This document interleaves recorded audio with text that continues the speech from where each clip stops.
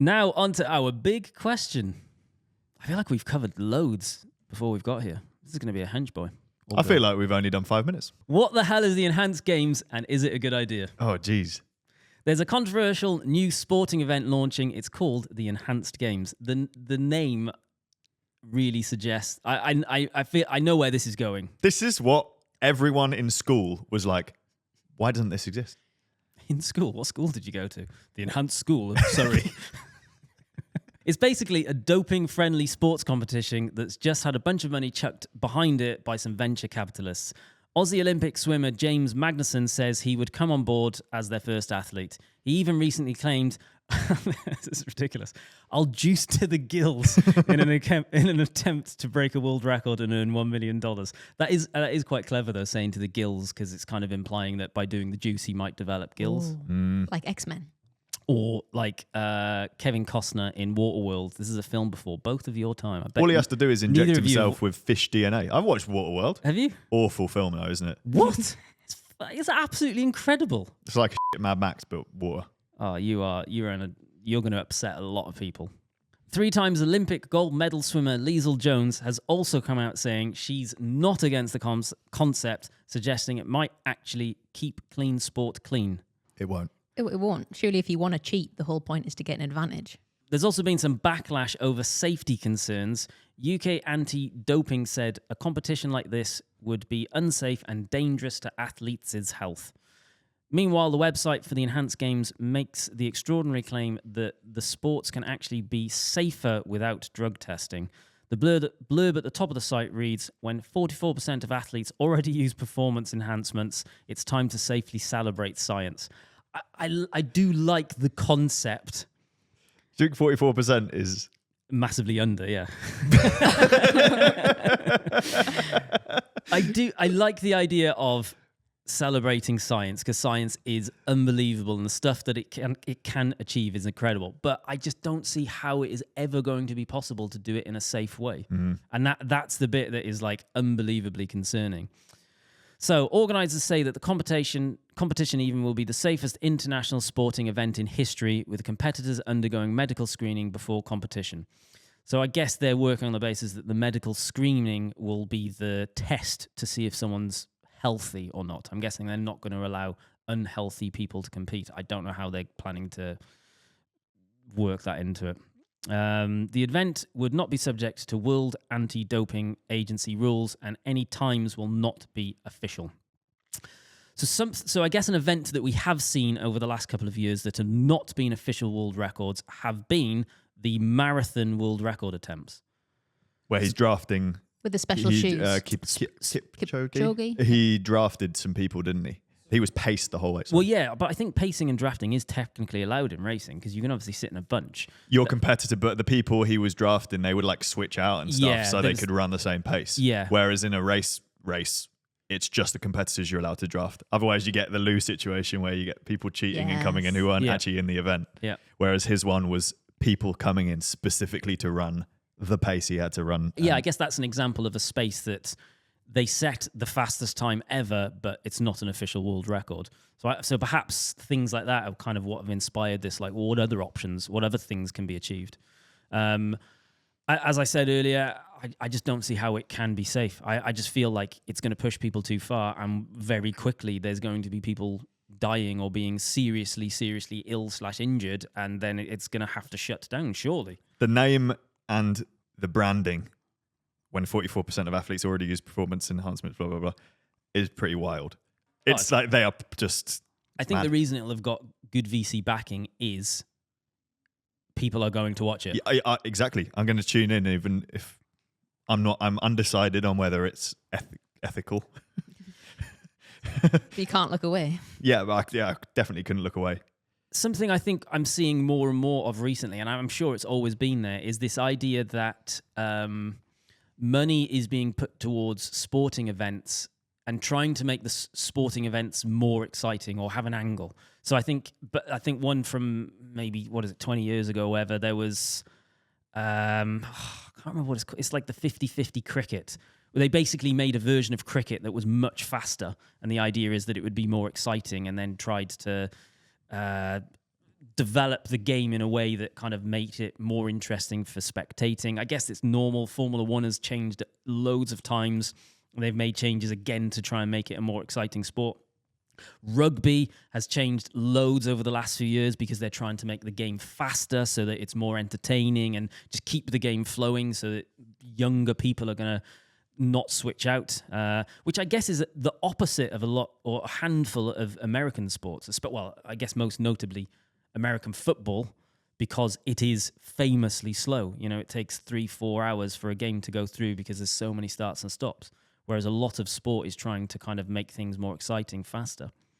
People try to do it in cycling, or they tried to try something new in cycling with Hammer Series. Right. Do you remember that? Sounds familiar. And it's like it was all a team-based thing where the team time trials, everyone was on the road at the same time, and they were like overtaking each other, but they weren't allowed to draft each other, I'm sure. And it was very strange. But I never watched it. People who told me about it said it was really good, and they were sad that it disappeared.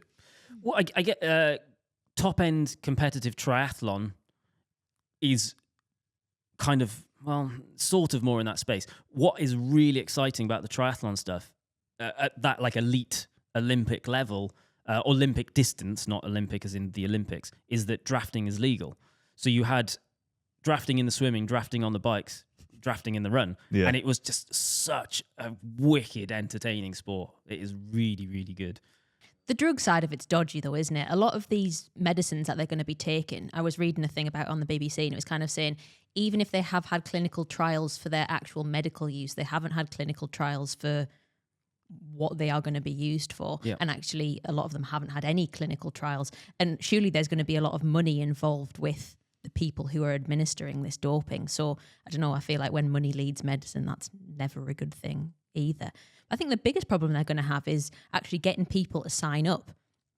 Potentially ex-sports people who aren't in the limelight. But if you're a practicing pro sports person, are you going to go, yeah, I'll dope? Well, no, they're not. Because then the spotlight's kind of on you. You need either everyone to go at once so they have enough people to put this game on, or you open yourself up to potentially having the finger pointed at you. Oh, why are you so keen to dope? I think it's almost never going to be existing.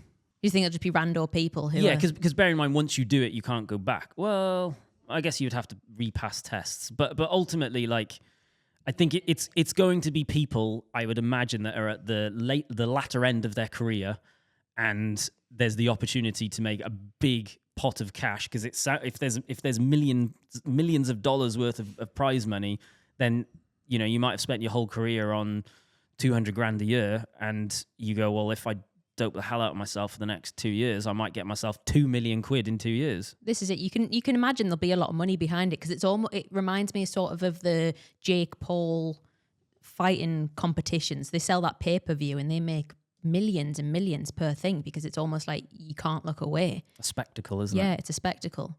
And I imagine that, no linear traditional TV channel is going to take this on. You won't see it on the BBC, but it might be a pay-per-view thing on the internet that it will definitely be that will make a substantial amount of money. It reminds me a little bit of Isle of Man TT. Yeah. The same sort of person who would do it, as in you've been is it MotoGP? I see where you're so going they with this start now. off with like the F1 version of motorbikes. Is it F1? Is it MotoGP? Is that what it's called? Yeah, I think so. And then the riders who are getting close to the end of their career often start racing Isle of Man TT, which is a race around the Isle of Man. It's incredibly dangerous, isn't it? On normal roads, but at ridiculous speeds, and they have to get the turns down to absolute perfect. But I think every year people die because it's so dangerous. Chris Hall's dad has raced that. He's raced that. So, Francis, you have long joked with me about getting a course of EPO. Now's your chance. For clarification, I didn't actually do that. No, but you've joked about wanting to do it. No, I haven't. Yes, you have, loads of times. No, I've joked about Lawrence being put on EPO. Lots of times you've said, wouldn't it be a great video series if I do a course of EPO and we'll see what happens? Where you've been an elite like cyclist. That guy from, what's it called? Icarus. Yeah, we'll get you some EPO, we'll get you some test boosters, we'll get you on the enhanced games, and you'll win. Perfect. Million bucks. And you have to give it all to charity. Oh, sweet. Otherwise, you're a monster. I'm game. I was chatting to Lawrence about it and you about the conversation came up which is what you're talking about, Icarus. There's a documentary on Netflix where a guy dopes for the Gran Fondo National Champs, I think it is, or Gran Fondo World Champs. It's not the official name. But he starts off as an okay amateur bike racer and tries to dope to get to a certain watts per kilo so he can win this thing. And then it ends up being the story twists and... am I spoiling the documentary for people it's at home been out now? a long time. It's been out a long time. He ends up getting the help from a Russian doctor, and then he unveils this huge Russian doping scandal, and the documentary changes completely, and they just focus on that. But you never saw really what was going to happen with the guy who was doping and documenting it. And I still think that's an interesting thing to experiment. Yeah. Not on me, please. Let's do it to Lawrence. For clarity, this is a joke. I wouldn't do it because you'd probably die, like the people on these games might. It's too unknown, isn't it? I remember listening to a Lance Armstrong documentary where when he finally came out and revealed that he was doping, and I'm sure he was asked, because he was taking hormones, testosterone and Growth hormone, and he was talking about the possible links between that and his cancer. Obviously, it's not definitive, but hormones have a huge effect on your body as well. So it's just, you have no idea what the actual effects of these things are going to be. Talk to any short term or long term. Used to work as a lifeguard in a gym, and a load of the guys there would like be on steroids and stuff, and all of them now look back and go like, I wish I'd never done that. Yeah. Like they have lasting effects, and it's just messed them up. And this is it. There's a lot of ways to get money, and I'm sure it's hard if sport is your passion and you really want to make it your career, and someone's dangling a load of money at you to do something. You go, oh, F it, I'll do it. But there's a lot of dangerous ways to make money, which you might regret. Fitness influencers as well. That's a big totally. one, because they have to, basically their job is to look fit. Yeah. And as we know, looking like an athlete for an extended period of time is not realistic. Like athletes, even cyclists, it's a gravity sport. You got to be lean. Yeah. In the off season, no one stays that leanness because it's just not sustainable. Whereas whoever does fitness on Instagram has to look ripped all the time. Well, I guess they edit the photos with Photoshop as well, but it's a weird pressure. Fantastically unhealthy. Oh yeah, really bad.